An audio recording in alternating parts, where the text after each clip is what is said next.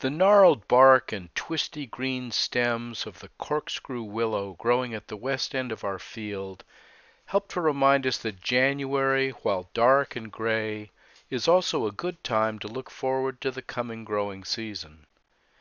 In this video, we're going to look at the current status of our winter cover crops, as well as the various mulches we have applied in preparation for the 2023 growing season. Up in Field 1, the 2 beds of spicy braising mix and arugula are slowly melting into a soil-nourishing mulch. These beds will receive some of the first open field transplants from the propagation house. If any heavy snows had occurred this year, the remaining upright stems on the left would have been flattened. The brighter green of the arugula bed lets us know that our soil biology is still hard at work even as we approach the middle of winter. The dark green swath of winter rye planted in early September right up against High Tunnel 1 stands ready to trap any snow that may come this year. The rye will allow the moisture and nutrients captured to percolate slowly into our soil.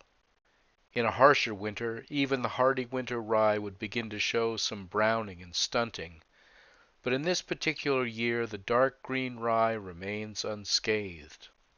The black silage tarps to the left will probably get moved over the rye in the early spring to terminate the cover crop and help break down the extensive root system. Down in Field 2, Jim's strawberry patch is well protected by heavy rye mulch. Choosing the safe time for the mulch removal may be a challenge in the spring.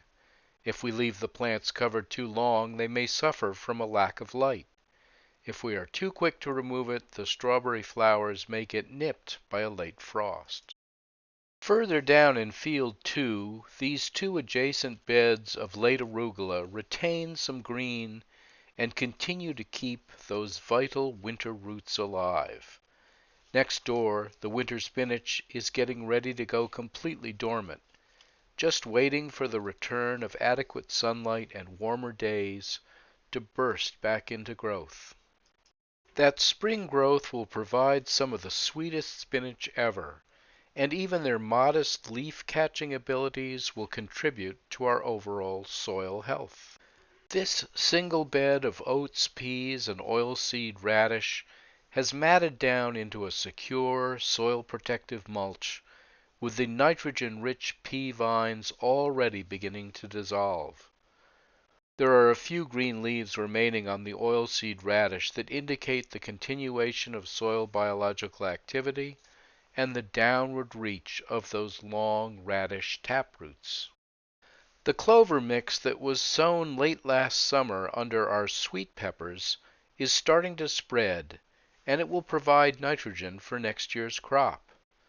Our flail mower had previously chopped up the pepper plant residue, and you may see some woody stems beginning to break down on the soil surface, allowing full sunlight to reach the clover.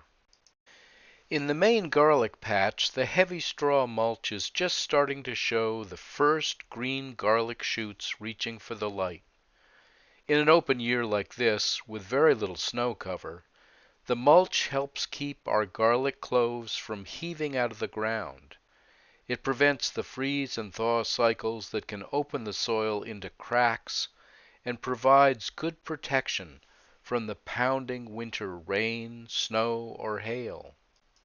Down by the asparagus, this mixed cover crop is gradually transitioning from the warm season annual ryegrass into the cold hardy, low-growing clover.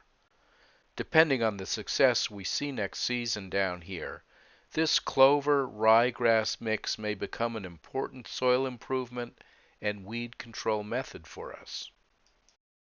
At the very far end of the field, the winter rye that was broadcast after the sweet potatoes had been harvested is growing over the spent vines and hastening their breakdown into available soil nutrients. The fall kale crop has mostly given up the ghost, but the straw mulch has allowed the strongest plants to survive, and with any luck we may see some of the ultra-sweet spring growth down here as well. Thanks for watching. Questions and comments are welcome below. Catch you next time.